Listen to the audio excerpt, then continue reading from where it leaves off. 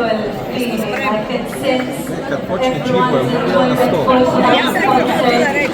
Let's give a round of applause to Ja ću počekat da svi siđete, ali ja ću ga poslije slušati. Giving us at the concert, but of course to the lovely musicians and artists we have here tonight. And now to a special moment.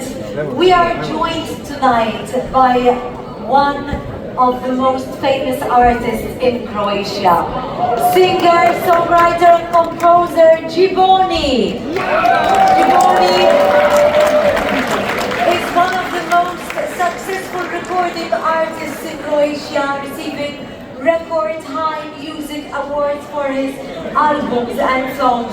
And tonight he is honoring us here with one of his famous songs, Liban. Ladies and gentlemen, welcome Gjiboni.